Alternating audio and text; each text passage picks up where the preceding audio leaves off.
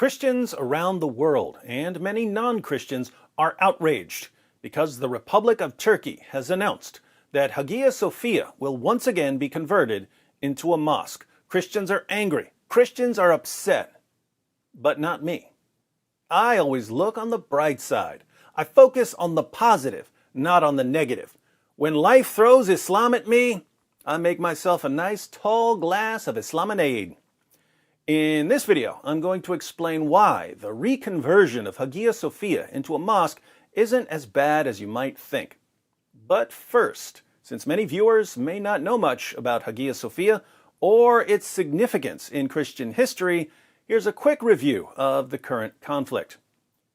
The Church of Hagia Sophia was built between 532 and 537 AD, although various structures had to be modified over time. Construction was ordered by the Roman Emperor Justinian I. It was built in Constantinople, the capital of the Byzantine Empire, a city named after Constantine the Great.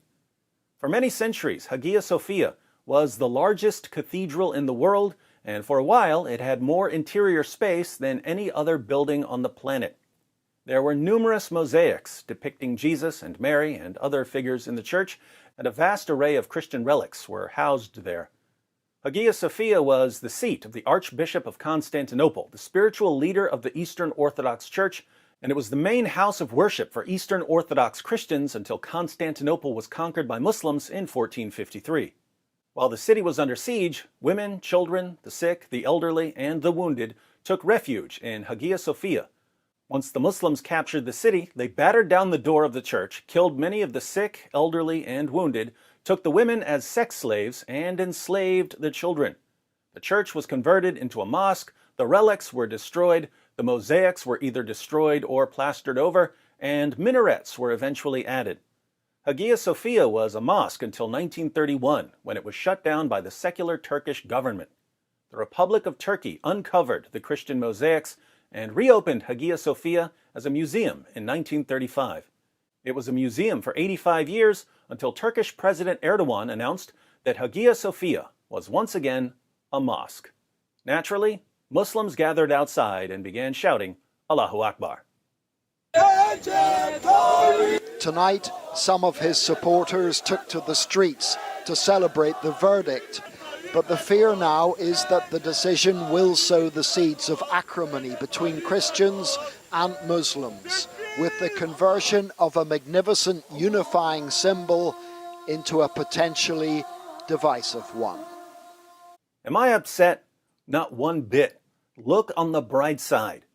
Muslims will never again be able to pretend that they respect other religions. Muslims will never again get to complain that we're disrespecting their religion or their book or their prophet. Think about it.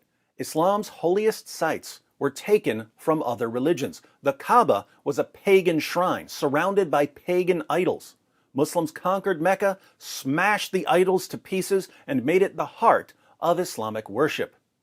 The heart of Jewish worship for 3,000 years has been the Temple Mount in Jerusalem. After conquering the city, Muslims built the Dome of the Rock and the Al-Aqsa Mosque. Jews have to pray at a nearby wall. For centuries, the heart of the Christian world was Constantinople, and the heart of Christian worship was Hagia Sophia, one of the most spectacular buildings ever constructed. The building was dedicated to the holy wisdom of God. But holy wisdom of God here isn't referring to God's wisdom in some generic sense. In 1 Corinthians 1:24, the Apostle Paul calls Jesus the power of God and the wisdom of God. They named the church Hagia Sophia in honor of Jesus, the wisdom of God. Muslims conquered the city and converted the church into a mosque. And now they've converted it into a mosque once again. So Muslims pray and worship at places that were centers of worship for Christians, Jews, and pagans. They treated Hindus the same way. Muslims constantly demand respect for their religion when they offer no respect in return. Every Islamic prayer in Hagia Sophia is a slap in the face to Christians. Every Islamic prayer in the Al-Aqsa Mosque is a slap in the face to Jews. To you Muslims who are watching, I'll say this. After 14 centuries of seizing other people's places of worship while shouting Allahu Akbar, you have lost the right to demand respect for your religion. Don't come complaining to me next month when season 2 of Muhammad's Boom Boom Room starts.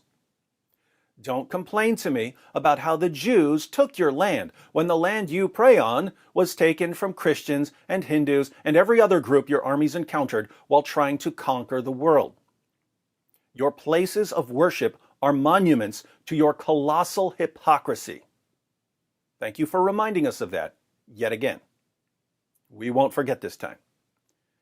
As for everyone else who's watching, if you're upset that a museum that was once the main Christian church in the world has been converted yet again into a mosque, I encourage you to use that energy in a positive way. Here are some videos to share. When Muslims complain that you're hurting their feelings by sharing these videos, remind them about Hagia Sophia and give them a quick introduction to the concept of consistency.